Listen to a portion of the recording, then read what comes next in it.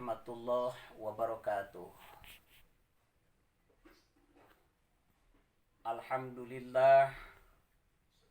Alhamdulillahilladzi awdaha tariqa litalibina wa sahhala manhaja sa'adati lil muttaqin wa basara basairal musaddiqina bisyairil hikami wal ahkami fid din wa manahahum asraral imani bi anwaril ihsani wal yaqin.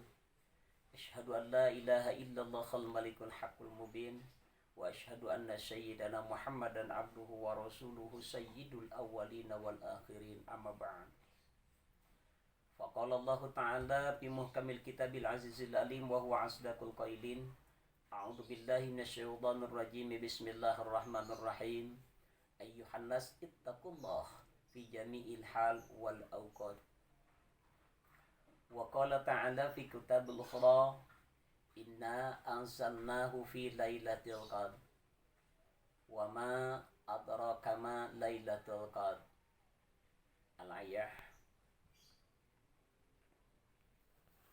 Hadirin kaum muslimin, adik-adik remaja putra beserta remaja putri, ibu-ibu, bapak-bapak,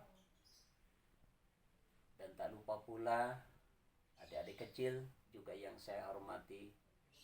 Terlebih dahulu mari kita sama-sama menjadikan puja dan syukur kehadirat Allah Subhanahu wa taala yang telah senantiasa memberikan rahmat serta barokahnya kepada kita sekalian. Oleh karenanya kita pada kesempatan kultum pagi hari ini, insyaallah taala kita semua mendapatkan barokah di sisi Allah Subhanahu wa taala.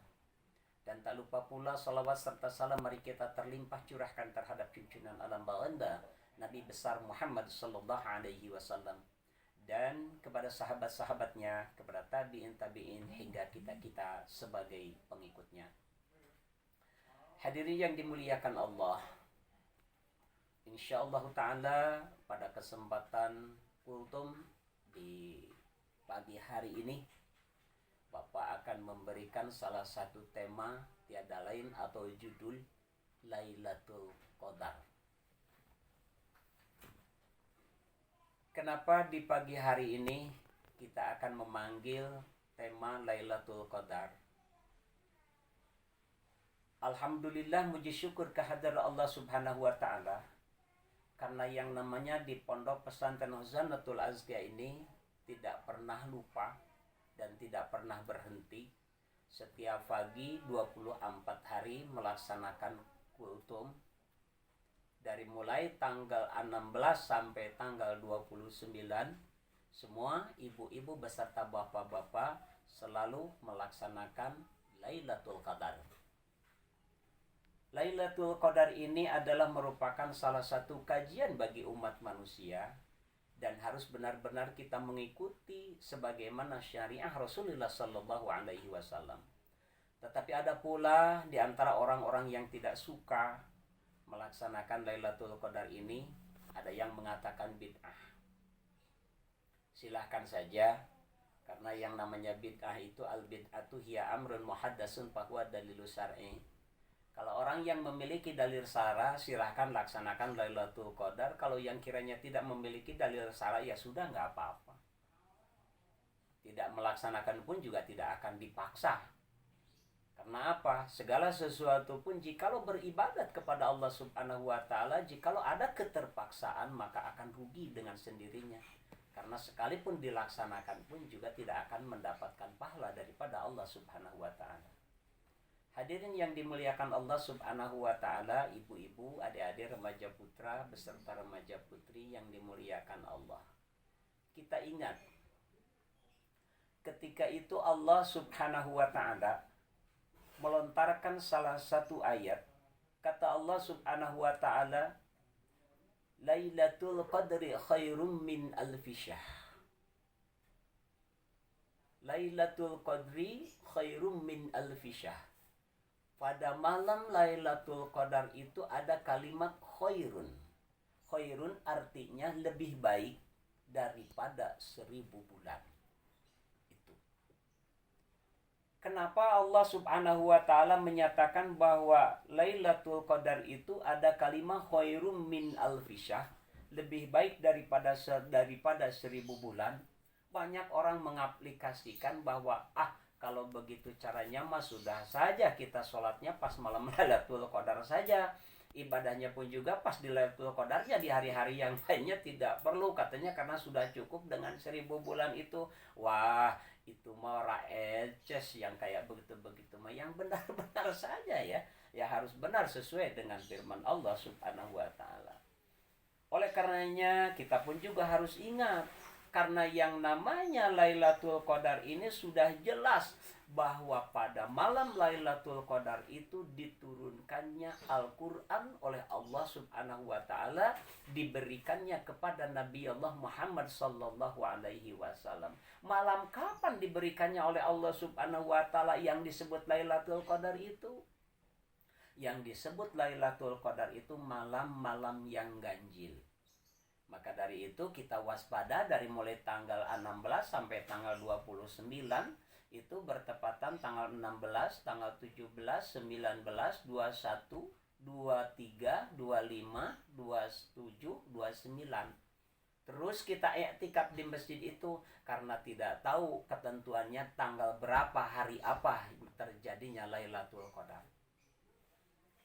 Oleh karenanya bertepatan pada malam Lailatul Qadar itu Allah Subhanahu wa taala mengutus para malaikatnya, irji'i ila sama'id dunya, mengutus kepada para malaikatnya suruh turun ke langit dunia dari mulai jam 5 sore. Jam 5 sore itu para malaikat sudah turun ke langit dunia, yaitu kata kita lihat jikalau sudah jam 5 itu matahari sudah mulai terbenam, sudah mulai redup. Itu ternyata tanda-tanda malaikat Jibril sudah membeberkan jang-jangnya. Sudah membeberkan. Untuk melindungi orang-orang yang sedang melaksanakan ibadah puasa dan yang akan melaksanakan ibadah Lailatul Qadar pada malam harinya. Apakah Lailatul Qadar itu banyak yang dinyatakan seperti siapa yang ada atau seperti apa? Apakah hanya sekedar duduk diam i'tikaf saja atau bagaimana? Banyak yang saya contohkan ketika itu, pernah melihat saya contoh dari Imam Ahmad radhiyallahu taala anhu, dan pernah pula dilakukan oleh yaitu tiada lain para wali kita, para wali kita, dan begitupun Rasul pun juga telah melaksanakannya. Berapa saat ketika dilaksanakan pada malam Lailatul Qadar, Rasulullah Shallallahu alaihi wasallam mengaplikasikan sholat di malam Lailatul Qadar itu dari mulai jam 5 sampai pagi hari. Beliau tidak pernah tidur. Dari mulai jam 5 sore beliau i'tikaf. Pas mulai jam 5 sore dia membaca Al-Quran sampai saatnya buka maghrib. Selesai buka maghrib itu Rasul. Selesai buka maghrib, lalu dia istirahat. Setelah istirahat lalu melaksanakan sholat isya. Setelah selesai sholat isya terus dia melaksanakan tarawih. Selesai melaksanakan sholat tarawih, Rasulullah Shallallahu alaihi wasallam Iqra, membaca Al-Quran, terus membaca Al-Quran. I'tikaf sambil membaca Al-Quran. Begitu sampai tepat waktu jam 12 malam, Rasulullah Shallallahu alaihi wasallam melaksanakan sholat Lailatul Qadar. Itu sholat Lailatul Qadar itu bertepatan pada pas jam 12 malam, itu Rasul selalu melaksanakan. Berapa waktu dan sholat apa aja yang dilakukan oleh Rasulullah pada malam Lailatul Qadar itu? Yang pertama, sholat Lailatul Qadar dilaksanakan 2 rakaat. Setelah melaksanakan sholat Lailatul Qadar, karena manusia hidup di muka bumi ini banyak dosanya, harus bertobat kepada Allah Subhanahu wa taala. Lalu Rasulullah melaksanakan sholat tobat. Itu yang kedua, sholat tobat. Yang ketiga, setelah melaksanakan tobat, apabila umat manusia telah melaksanakan tobat, bertobat kepada Allah Subhanahu wa taala, minta ampun kepada Allah Subhanahu wa taala. Setelah tobat itu kan harus memiliki selanjutnya. Selanjutnya tiada lain adalah melaksanakan salat tahajud. Karena sudah bersih dosa kita, lalu kita melaksanakan tahajud. Tahajud untuk apa? Untuk bekal kita nanti di akhirat. Selesai melaksanakan sholat tahajud, Rasulullah Shallallahu Alaihi Wasallam terus sholat lagi. Sholat apa? Karena jikalau telah melaksanakan sholat tahajud, karena kita hidup di muka bumi ini membutuhkan segala sesuatu, dilanjutkan melaksanakan sholat hajat.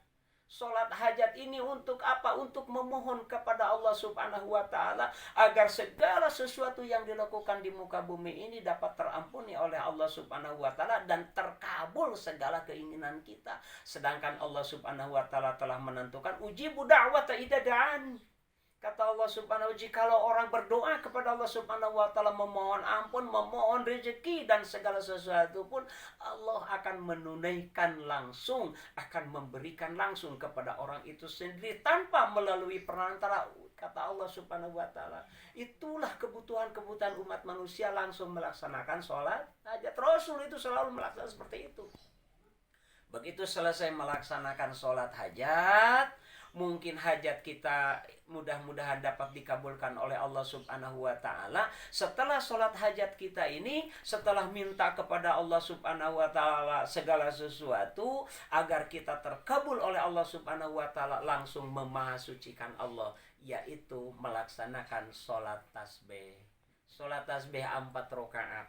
Lakukan sholat tasbih itu di malam Lailatul Qadar itu. Terus sholat Lailatul Qadar, sholat tasbih 4 rakaat untuk memahasucikan kepada Allah Subhanahu wa Ta'ala. Subhanallah walhamdulillah wala ilaha illallah wallahu akbar wala haula wala quwata illa billahil. Kan tasbihnya pun juga 300 balik pada pelaksanaan sholat tasbih itu. Selesai melaksanakan sholat tasbih, Rasulullah Shallallahu Alaihi Wasallam sholat apa lagi? Dilanjutkan sholat witir. Itu dilanjutkan witir lagi Rasulullah Shallallahu Alaihi Wasallam. Selesai melaksanakan sholat witir, lalu Rasulullah Shallallahu Alaihi Wasallam berdoa kepada Allah Subhanahu Wa Taala dengan ucapan Allahumma innaka afuwun karim tuhibbul afwa fa'fu anna ya karim. Itulah selalu didengung-dengungkan oleh Rasulullah Sallallahu Alaihi Wasallam. Sekalipun bagaimana kesulitan kita, sebagaimana kebingungan kita, terus berdoa kepada Allah Subhanahu Wa Taala. Apalagi sekarang zaman dalam keadaan COVID ini, COVID-19, yang disebut COVID-19 ini adalah ujian daripada Allah Subhanahu Wa Taala. Karena yang namanya COVID tidak dapat terlihat. Sekalipun bagaimana kita diperintahkan oleh negara, kita harus sholat di rumah, sholat Jumat di rumah. Ya Allah, para kiai-kiai ini menangis, menyedihkan buat kiai-kiai ini. Jikalau para kiai-kiai ini tidak sadar diri, mau seperti apa? Karena Bapak Presiden Republik Indonesia, Bapak Jokowi, tidak pernah menganggarkan, tidak terdengar gitu, bukan tidak pernah, tidak terdengar menganggarkan untuk para kiai, para PHK kiai. Kan begitu. Coba saja kita lihat kiai-kiai ini sekarang. Coba Kiai Nanang Fauzi, Kiai Iwa, Kiai Sodi, Kiai Dumyati, dan lain sebagainya. Bulan Rajab dia menangis, biasanya dia panen dapat duit, sekarang tidak dapat apa-apa. Karena dibatalkan semua ceramah-ceramah itu sendiri. Santri-santri semua suruh pulang. Allahu Akbar. Saya pun juga sama seperti itu. Maka dari itu, buat para kiai, ada saja anggaran dari pihak pemerintahan, pemberian dari pihak pemerintahan. Kalau yang namanya kiai mah tidak pernah meminta, bersyukur saja. Syukur kalau memang ada anggaran dari wali kota, apalagi ini Kang Ajai. Insya Allah sugan Kang Ajai, walaupun memang kelihatannya Kang Ajai seperti ini, mudah-mudahan walaupun belum pernah dirasakan oleh para ulama, belum terasa beda ketika zaman Bapak Itok dulu. Para ulama itu sama sekali dimanjakan ketika zaman Pak Itok mah.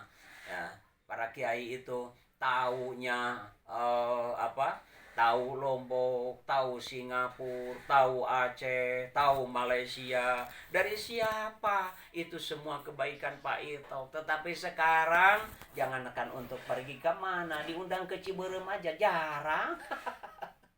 Itulah itulah salah satu kelemahannya sekarang. Mudah-mudahan saja, walaupun bagaimana kita berdoa saja kepada pemerintah, mudah-mudahan COVID-19 ini cepat selesai, dan insya Allah ta'ala segala harapan-harapan masyarakat terbuka kembali, para kiai pun juga kembali ke masjid. Insya Allah ta'ala cukup sekian mungkin kultum di pagi hari ini. Billah bismillah. Assalamualaikum warahmatullahi wabarakatuh.